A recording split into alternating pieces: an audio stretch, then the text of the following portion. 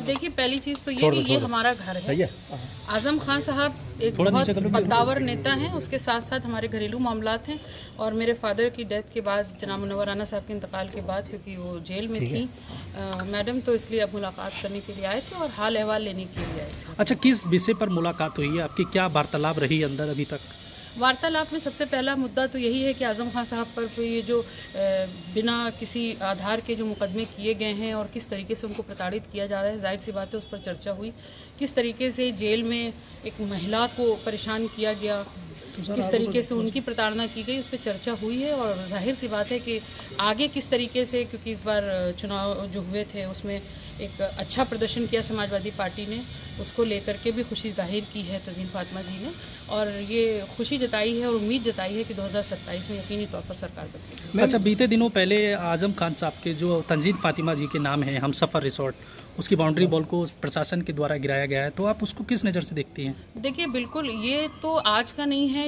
इन्होंने जब से एक अधिकारी के ऊपर कंधे पर बंदूक रख करके चलाया है, निशाना लगाया है, और खान साहब को और उनके जो इतना बड़ा इदारा जो उन्होंने ऐतिहासिक इदारा बनाया है पढ़ाई के लिए, बच्चों के मुस्तकबिल के लिए, उसको बर्बाद करने की कोशिश गई है। ये भी उसी कड़ी में है, जबकि दोनों की बाउंड्री वॉल्स अलग अलग हैं और उसको एक में दिखा के इनको तोड़ना, ये डिस्ट्रक्टिव सरकार है। ये डिस्ट्रक्शन कर सकती है, कंस्ट्रक्शन नहीं की। अच्छा, समाजवादी सांसद मौलाना मुहिबुल्लाह जो हैं वो आजम खान के खिलाफ नजर आ रहे हैं, कहीं उनका साथ देते हुए नजर नहीं आ रहे, उसको किस नजरिए से देखते हैं? मैं बहुत एक लाइन में इस बात को स्पष्ट कर दूं कि जो शाखें जड़ों के साथ बगावत करती हैं वो बहुत दिन तक हरी नहीं रहती, उनका सूख जाना तय है। अच्छा, आजम खान के जो मुखालिफ हैं उनके साथ बहुत ज्यादा नजर आए, उनके मशवरे भी लेते हुए नजर आ रहे हैं, सोशल मीडिया पे बहुत एक्टिव दिख रहे हैं। क्या लगता है कि आजम खान की सियासत को और ख़त्म करने की मौलाना साहब कोशिश करेंगे? देखिए, इस बात की बड़ी खुशी थी कि मौलाना साहब, इमाम साहब को समाजवादी पार्टी ने टिकट दिया और वो सांसद बनकर के आए, ये उनके लिए बड़े एजाज़ की भी बात है। लेकिन इस तरीके की बयानबाजी से बचना चाहिए। यकीनी तौर पर आजम खान साहब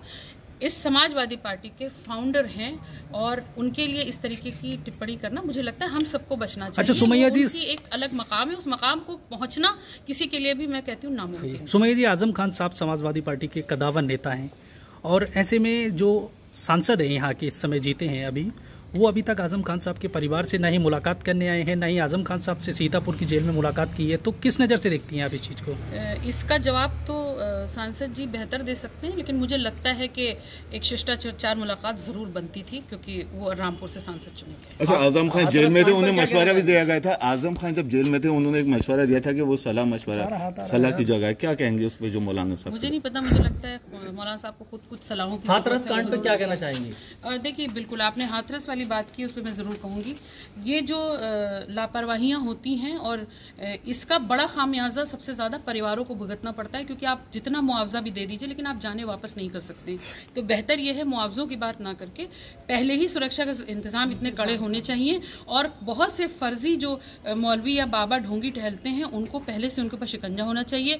LIU की नज़र मेरी जैसी एक महिला पर रहती है कि मुझसे कौन मिलने आ रहा है, मैं किससे मिलने जा रही हूँ, लेकिन इस तरीके के ढोंगी बाबाओं के ऊपर नज़र नहीं रहती कि वो कब कहाँ पे भीड़ इकट्ठा करके और इस तरह की स्टैम्पीड करवा दे और उससे तमाम जाने चली जाएंगी। ये मेरा आह्वान है सरकारों से कि आम लोगों के ऊपर LIU बैठाते सबसे पहले LIU को सेट करना चाहिए कि इस तरीके की बाबाओं, इस तरह के हादसे ना हो, सरकार को क्या कदम उठाना चाहिए? मैंने बताया कि LIU सेट करे कि इस तरीके बाबाओं का पता लगा के और वो कहाँ कब कौन सा आयोजन बड़ा करने जा रहे हैं उस पर सख्ती की जानी चाहिए, और एक लिमिट तय होनी चाहिए, और लिमिट अगर तय है पहले से तो उसका इम्प्लीमेंटेशन कैसे होगा, इस पर भी सरकार की जिम्मेदारी। बाबा का नाम FIR में नहीं है, सेवादार का नाम है, उस पर क्या कहना चाहेंगे? देखिए, मैंने तो कहा ये सरकार है, इसके हाथ में पावर है, ये अपने मशीनरी का, तंत्रों का इस्तेमाल करके कब किसको अपराधी बना दें, कब किसको बेगुनाह साबित कर दें, ये इनको खेल अच्छी तरीके से आता है, लेकिन इसका खामियाजा मासूम, गरीब, मजलूम जनता पर। सुमैया जी, जो बाबाओं को टिकट दिया जाता है पॉलिटिकल पार्टी, उस पर क्या कहना चाहेंगी?